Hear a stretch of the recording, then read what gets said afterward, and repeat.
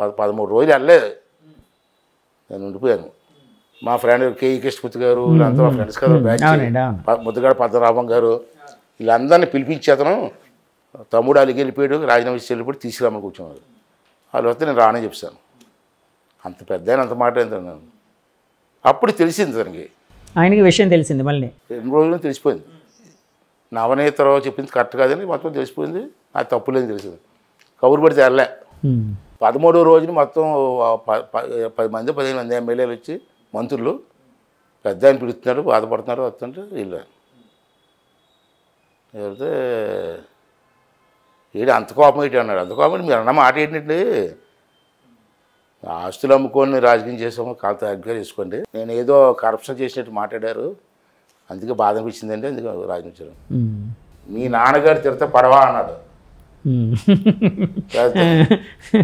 అంటే ఏమంటాం, అలా కాదండి బాధ అనిపించింది సార్, నీ రాజీనామా తీసుకో చింపే. ఆ సంఘటన మా ఇద్దరు ఫస్ట్ టైం ఇద్దరికి, అది కూడా ఎప్పుడు కూడా నాకు గుర్తొస్తుంటుంది.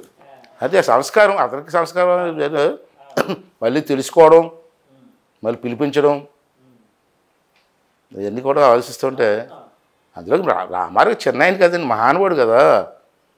ఆయన సినిమాలు చూసి మీరు డ్యాన్స్ వేయడం అలాంటివి ఏం జరిగాయండి మీ యూత్లో ఉండేటప్పుడు? సినిమాలు ఎక్కువ చూసేవాడిని. అదే అండి, ఆయన సినిమాలు అప్పట్లో మీరు కాదు సార్, అప్పట్లో మీ ఏజ్లోనే నాకు తెలిసి మీ ఏజ్లోనే మీ టీనేజ్లో ఎన్టీఆర్ గారు ఏఎన్ఆర్ గారు అంతే కదండి, వాళ్ళిద్దరే పెద్ద హీరోలు. అంటే వాళ్ళ సినిమాలు పోటాపోటీగా వచ్చేవి. ఎప్పుడైనా మీరు ఇన్స్పైర్ అవ్వడం, ఆ విధంగా ఇమిటేట్ చేయడం అలాంటివి ఏం చేశారండి? అంటే ఒకటే చెప్పంటారా? చెప్పండి సార్. యాక్చువల్గా నాగేశ్వర ఫేవరెట్ని. ఓకే. చిన్నప్పుడు. తర్వాత రామారావు గారు పౌరాణిక సినిమాలు చూసిన తర్వాత రామారావు గారు అంటే ఇష్టపడ్డాం. తర్వాత నాకు లైఫ్ ఇచ్చింది అతను, ఇంకా భగవంతుడిలాగా చూసుకున్నాం. మీరు రాజకీయాల్లోకి వచ్చిన తర్వాత నాగేశ్వరరావు గారిని కలిసే అవకాశం కలిగే ఉంటుంది కదండి, అప్పుడు ఎప్పుడైనా చెప్పారా సార్ నేను మీ అభిమాని? రోజు వారం సరిగ్గా ఉన్నాను నాగేశ్వరరావు గారి ఇంటికండి. అంటే రాజకీయాల్లోకి రాకముందు కూడానా? రాజకీయాలకు వచ్చిన తర్వాత అక్కడే ఉండేవారు కాబట్టి. ఏంటి సార్ వెళ్ళి ఏం చేసేవారు అంటే ఆయన పిచ్చపట్టి కబుర్లా? అతను రోజుకి 2 పెగ్గలు బ్రాంతి తాగుతాడు, అంటే డాక్టర్ సలహా. అవునండి, అవును, ఆపరేషన్ కదా, అప్పుడు రోజు 2 పెగ్గలు తాగుతాడు. నేను కూడా వీళ్ళు కూర్చుంటే బారు ఉంటుంది, అతను 2 పెగ్గలు నేను 2 పెగ్గలు తాగాడు. నాగేశ్వరరావు గారు 2 పెగ్గులు, మీరు 2 పెగ్గులు. అది బ్రాంతి తప్పించి ఎక్కడికి ఇది తాగాడు. విశాఖపట్నం వచ్చేటప్పుడు కూడా నాకు అరువు పెట్టేవాడు, ఏదో ఫంక్షన్లు కానీ షూటింగ్ వచ్చాడు. ఇక్కడ హోటల్లో ఉండేవాళ్ళు. ఏ హోటల్ సార్? దసపల్లా? దసపల్లా కాదండి, మన గ్రీన్ పార్క్. ఓకే. అక్కడే దిగువాడు. అతను బాటిల్ అతను తెచ్చుకుంటాడు. కొనికా బ్రాండీ అవుతుంది, కొనికా అంటారండి, ఆ బ్రాండీ తాగుతాడు. ఇక్కడ మళ్ళీ ఏదో పడేస్తారు అని అది వెనకాల తెచ్చుకుంటేవాడు. నాగేశ్వరరావు గారిని రామారావు గారిని తెలుగు సినీ పరిశ్రమకి 2 కళ్ళు అనేవారు. కానీ వాళ్ళిద్దరి మధ్య కూడా భేదాభిప్రాయాలు కొన్ని వచ్చాయని అప్పట్లో, అంటే కొంత ఏడమొహం పెడమొహంగా, అంటే అక్కడక్కడ, అంటే చరిత్రని అంటే తవ్వుకోవడం కాదు కానీ జనం అంటే మీకు తెలుసు కాబట్టి మీ ద్వారా ఒక క్లారిఫికేషన్ ఇప్పించడం కోసం నేను అడుగుతూ ఉన్నాను. వాళ్ళిద్దరి మధ్య నిజంగా భేదాభిప్రాయాలు వచ్చిన సంఘటనలు ఉన్నాయా సార్? వాస్తవం చెప్పంటారా? చెప్పండి సార్. ఇద్దరు అన్నదమ్ముల్లో ఉండేవారు. ఇవన్నీ సృష్టించి ఎవరంటే వీరాభిమానులు ఉంటారు కదా, ఆ పోస్టుల మీద పేడుకోవటం, ఈ పోస్టుల మీద పేడుకోవటం వీళ్ళు పెట్టి, కానీ ఇద్దరు అన్నదమ్ములు ఉండేవారు. ఈ నమ్మరండి, నాగేశ్వరరావు గారు అమ్మగారు రామారావు గారి ఇంటికి పిలిచి భోజనం పెట్టి పంపించింది. పెద్ద అబ్బాయి అనేవారు కదండి. పెద్ద అబ్బాయి అంత ఇష్టం. వాళ్ళు బాగానే ఉన్నారు, ఈ వెనకాల ఈ పేడలు కొట్టించుకోవడం, బొమ్మలు తెప్పించుకోవడం, పోటలు తెప్పించుకోవడం, ఇది తప్పించి వాళ్ళ నాకు అన్నదమ్ములు ఉన్నారు. మీ పార్టీలోంచి గెలిచి తర్వాత వైసీపీలో జాయిన్ అయ్యి మీ పార్టీకి పంటి కింద రాయిలాగా కంట్లో నలుసులాగా తయారైన కొడాలి నాని గారి కోసం మీ కామెంట్ ఏంటండి? సార్ అటువంటి మూర్ఖుడి గురించి అడగడం కూడా తప్పండి. ఏం చెప్తాం, వాడికి ఏ క్యారెక్టర్ ఉందని చెప్తాం. హరికృష్ణకి బాటిల్ ఇచ్చుకుంటూ గ్లాసులు కడుక్కుంటూ ఉండేవాడు. తెలుగుదేశం ధర్మం అంటే ఎమ్మెల్యే అయ్యాడు, మంత్రి అయ్యాడు, వేరు. కానీ సబ్జెక్ట్ మర్చిపోకూడదు కదా. రామారావు గారిని, రామారావు కుటుంబాలని, చంద్రబాబు గారిని, చంద్రబాబు గారు రామారావు గారి కూతుర్ని అందరినీ తిట్టి పరిస్థితికి వస్తే ఏంటండి ఇది? ఎక్కడ బతికో నువ్వు? నీకు లైఫ్ ఇచ్చింది ఎవరు? హరికృష్ణ కదా. తప్పండి అది. నీకు ఇష్టం లేకపోతే వెళ్ళిపో, నీ పార్టీలు చూసుకో. అంతేగాని ఇంట్లో ఆడవాళ్ళు తిట్టడం, అసభ్యంగా తిట్టడం, అంతకంటే ద్రోహం ఏముంటుంది సార్? వాడి గురించి అడగడం కూడా తప్పే సార్. మీరు నేను చెప్పడం కూడా తప్పు. సార్ ఇప్పుడు చాలామంది ఎలక్షన్ మూమెంట్లో సర్వేలు చేయించుకొని పార్టీలోకి రావడాలు అంటే ఇటువంటి జంపింగ్ మామూలుగా పత్రికా పరిభాషలో జంప్ జిలానీలు అంటారు. సో చాలామంది అలాగా జంప్ చేస్తూ ఉంటారు. ఇప్పుడు మీ పార్టీలో కూడా కొంతమంది రావడానికి మొన్న ఎవరో అన్నారు, మీ వాళ్ళే లోకేష్ గారు అన్నారో ఎవరన్నారు గుర్తులేదు నాకు, మేము ద్వారాలు తెరిస్తే టీడీపీ ద్వారాలు తెరిస్తే వైసీపీ సగం ఖాళీ అయిపోద్ది లేకపోతే పూర్తి ఖాళీ అయిపోద్ది సంథింగ్ ఏదో అన్నారు. సో అలాంటి వాటిని మీరు ఒక రాజకీయ నాయకుడిగా ప్రోత్సహిస్తున్నారా? ఎందుకంటే మీ పార్టీని మీరు ఫస్ట్ నుంచి నమ్ముకున్న నాయకులు ఎంతోమంది ఇక్కడ ఉంటారు. సో వచ్చిన వాళ్ళని ఎక్కడ అకామిడేట్ చేస్తారు, ఎలాగా వాళ్ళని సంతృప్తి పరుస్తారు? నెంబర్ 1 అండి, మాకు ఒక అధిష్టానం వరకు ఉంది. అధిష్టానం వరకు ఎవరెవరు టికెట్లు ఇవ్వాలా ఏనది వాళ్ళ ఇష్టం, దాన్ని మేము కామెంట్ చేయదలుచుకోలేదు. కానీ నేను మొదటి నుంచి కూడా ఈ జంపు జలానీలు ఎవరన్నారు కదా పత్రికా పరిభాష అన్నారు కదా, అటువంటి వాళ్ళని ప్రోత్సహించడం తప్పు అన్నది నా భావన. ఓకే సరే, అధిష్టానం వరకు ఏం చేస్తారు తక్కువ పెట్టండి. అధికారం ఉన్న చేపు ఒక పార్టీలో ఉండడం, ఇంకో పార్టీతో అక్కడికి పోవడం, మళ్ళీ ఈ పార్టీలోకి వచ్చాడు. ఎందుకంటే అవసరం ఏముందండి? ఎన్టీ రామారావు గారు ఆ రోజు మొట్టమొదటిసారి 83లో ఒకసారి రికార్డు తీయండి, మొత్తం సీట్లలో 65%, 68% కొత్త వాళ్ళకి యంగెస్ట్ కుర్రవాళ్ళందరికీ చదువుకోవడం ఇచ్చారు. దాంట్లో నేను ఒక ఉన్నాయి. 40 సంవత్సరాలు పార్టీకి పనిచేసుకొచ్చాం మేము. నేను చంద్రబాబు నాయుడు సమస్యలు వాళ్ళు కూడా చెప్పాను, సార్ మళ్ళీ వచ్చే ఎలక్షన్లో ఒక 60% లేదా అట్లీస్ట్ 50% యూత్కి కొత్త వాళ్ళకు ప్రోత్సహించండి, మా వయసు అయిపోతుంది. కొత్త వాళ్ళని ప్రోత్సహించినప్పుడు పాత వాళ్ళని ఏం చేయాలి? అప్పుడు పాత వాళ్ళు ఏముందండి, మీలాంటి సీనియర్ మీరనే కాదు సార్, రిటైర్ అవుతాం అంటే వాళ్ళకి ఏమైనా ఇంకోటి ఏదైనా, ఎందుకంటే వాళ్ళ అనుభవాన్ని కూడా ఉపయోగించుకోవాలి కదా. మరి పాలిట్ బ్యూరో మెంబర్గా ఉంటాం. మళ్ళీ ఆ రోజు మాకు యూత్ యంగ్ ఏజ్లు ఇచ్చారు, 40 సంవత్సరాలు పార్టీని అంటు పెట్టుకున్నాం. మళ్ళీ మా వయసు అయిపోతుంది, నాకు అప్పుడే 66 వచ్చాయి. అంతే ఈ టైంలో వచ్చి ఈ ఎలక్షన్లో మళ్ళీ అట్లీస్ట్ 50%కి మీరు ఇస్తే టోటల్ సీట్లలో వాళ్ళందరూ ఫ్రెష్గా వస్తారు క్యాండిడేట్లు, మచ్చ ఉండదు. అయ్యని పోతే తప్పు చేశారు అని నన్ను వేరితే 40 సంవత్సరాల్లో కొత్త కుర్రాళ్ళకి ఏం మచ్చ ఉంటుందండి?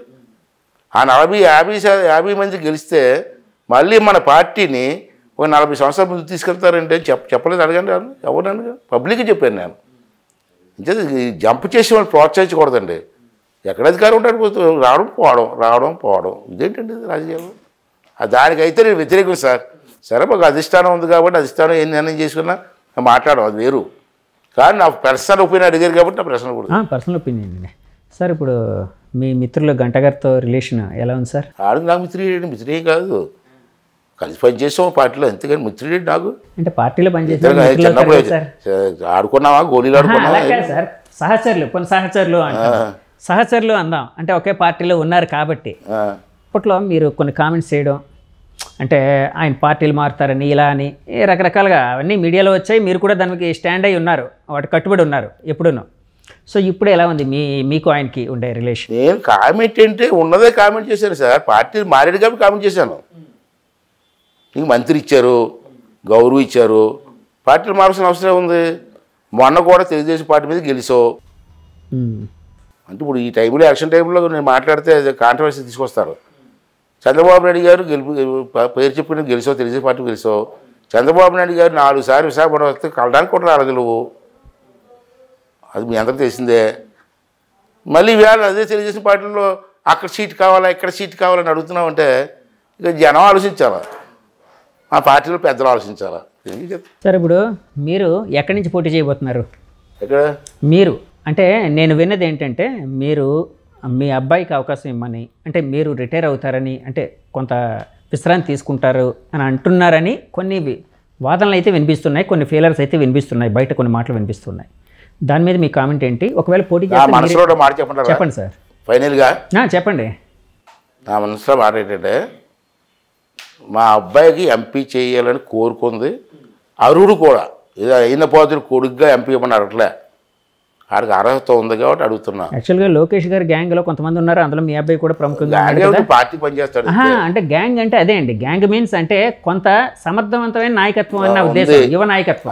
చంద్రబాబు గారిని ఒకటి అడిగాను, ఆడికి ఎంపీ ఇవ్వండి సార్, లాస్ట్ టైం ఇస్తాను అనుకున్నారు, ఇది కారణాలతో ఇవ్వలేకపోయారు మీరు, ఈసారి ఇవ్వండి, నాకు కూడా ఏజ్ అవుతుంది, నేను ఉంటాను కానీ ఆయన ఎంపీ చేస్తే అది గట్టిగా అర్హత ఉంది, మాట్లాడగలడు. మన నాయుడు గారి అబ్బాయి ఉన్నాడు కదా, రామ్మోహన్ నాయుడు తోడుగా ఉంటాడు, ఇలాగ చెప్పాను. చూద్దాం అన్నారు. మళ్ళీ నిన్నేమో ఒక స్లోగన్ వచ్చింది, ఒకే కుటుంబంలో ఇద్దరికి ఎవరని. ఇద్దరికి ఇవ్వడానికి మీకు ఇష్టం లేదు, నేను మానేస్తాను, అడిగి ఇవ్వన్నాను. ఓకే, అదే నువ్వే లేకుండా అలాగ అన్నాడు. మరి మీ పాలసీకి వ్యతిరేకం వస్తుంది కదా, అంచేత ఎవరో తగ్గాలి కదా, తగ్గపోతే నాకు అవసరం లేదు, అడిగి ఇద్దరికి ఇస్తే ఇవ్వండి, ఇద్దరు పొడి చేస్తాం. ఒకవేళ మీకు ఇబ్బంది, మీ పాలసీ వల్ల ఇబ్బంది అయితే ఆడికి ఇవ్వండి, నేను మానేస్తాను. ఎక్కడండి? అనకాపల్లి అండి అడుగుతున్నారు? అనకాపల్లి ఇంకెక్కడ? అనకాపల్లి ఎంపీగా అడుగుతున్నారు అబ్బాయి, మీ అబ్బాయి. ఇప్పుడు నువ్వు ఎంత చెప్పి సోకాల్ లీడర్ ఎక్కడ ఇచ్చినా పర్లేదు అన్నాను, నాకు ఎక్కడ అవకాశం ఉంటే అక్కడే వద్దు కదా. చంద్రబాబు గారు ఏమన్నారు సార్? చూద్దామన్నారు. చూద్దామన్నారా? అంటే ఇంకా సమయం ఉంది కాబట్టి. అంటే ఇక్కడ కూర్చోలేదు, పాలిట్ బ్యూరో ఎలక్షన్ కమిటీ కూర్చోలేదు. ఇదంతా పాలిట్ బ్యూరోలో మళ్ళీ చర్చిస్తారా సార్? బ్యూరోలో చర్చ ఉంది, చర్చించి అప్పుడు ఓకే వాళ్ళకి ఎక్కడ కావాలా ఇది అడుగుతారు అని పెట్టి. సో పాలిట్ బ్యూరోలో చర్చించి ఇవన్నీ చేస్తారు సార్. ఇంకా సరే, మీరు 40 ఏళ్ళ జీవితంలో ఎంతో చూశారు, ఎంతోమంది రాజకీయ నాయకులను చూశారు, మహామహులను చూశారు, ఇందాక మీరు అన్నట్టు ఎంతోమంది రకరకాల వ్యక్తులను కూడా చూశారు. మీకంటూ తీరని కోరిక ఏదైనా ఉందా సార్? ఏం లేదు సార్, అంత హ్యాపీ. నాకు ఇద్దరు పిల్లలు బాగా ప్రయోజకులు అయ్యారు, పెళ్ళిళ్ళు అయ్యాయి. ఇంక ఈ వయసులో నాకు మనవరాలు ఉన్నారు. హ్యాపీ, నా జీవితం చాలా హ్యాపీ అయింది.